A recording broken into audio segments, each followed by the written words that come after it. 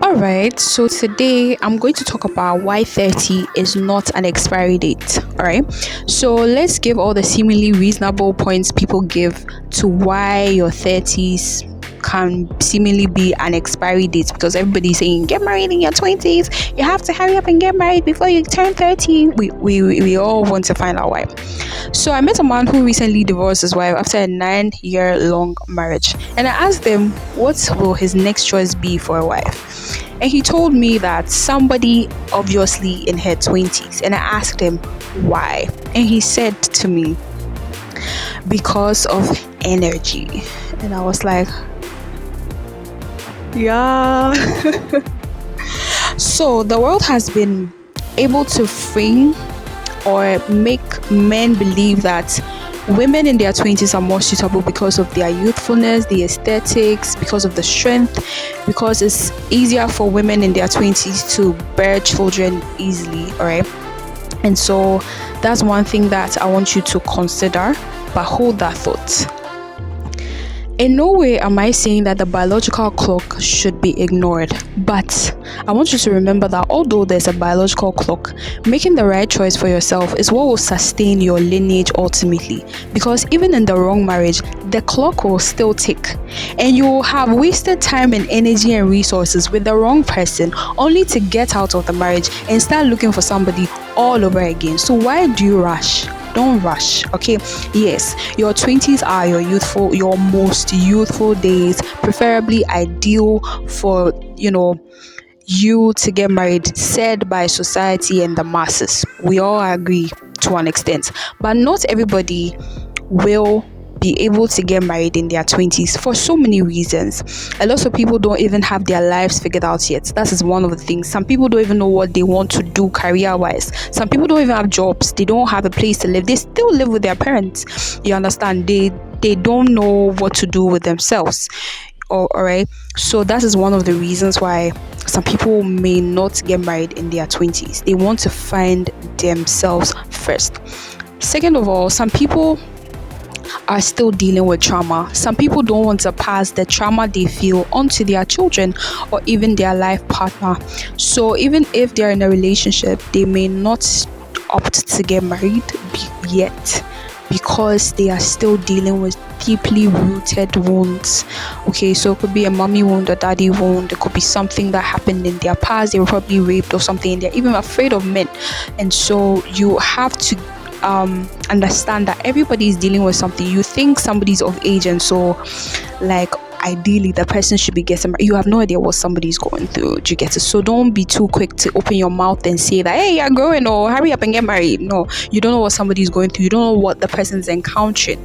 So take your time, try and understand people, try and step in their shoes and get to know why somebody is doing something or not doing something at a point in time.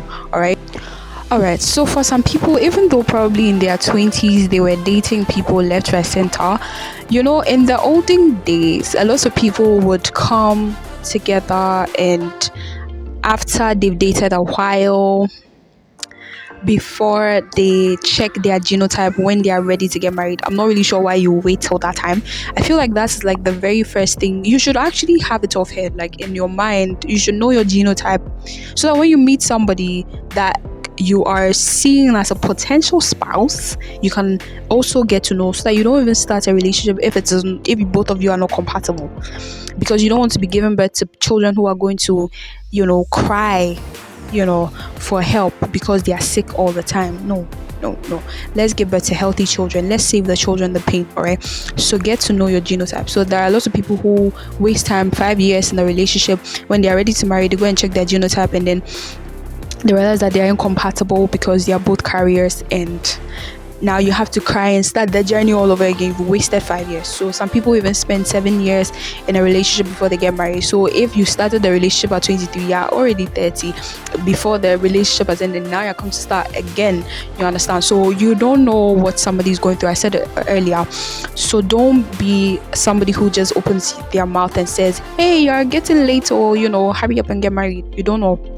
So just get to know your genotype. The first thing you should get to know when you meet somebody who's a potential is the genotype, right? And the resource factor, if possible, if you can get that far. I would encourage you to actually even get to know that. So some people also have nothing and they feel like, they are going to be prey to men. I'm talking about women now. So some women feel like some men are going to take advantage of them and they are not going to, uphold them or treat them well or something. And so they are afraid of the institution of marriage and they feel like maybe they haven't gathered enough money to save them just in case their husband decides to, avoid giving them chop money or something. So some people, are afraid that if they enter a relationship, they probably would lose themselves. They will lose something. They will lose everything that they've ever built. And so they are just guarding themselves from relationships, and it's just unfortunate, right?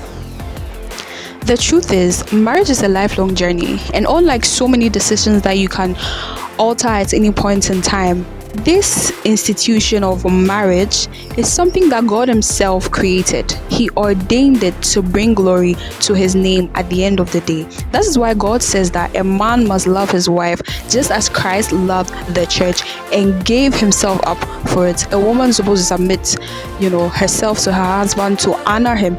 Both of you, both the man and the woman, are supposed to submit to each other. But because at the end of the day, what God wants from marriage is godly children or godly seed.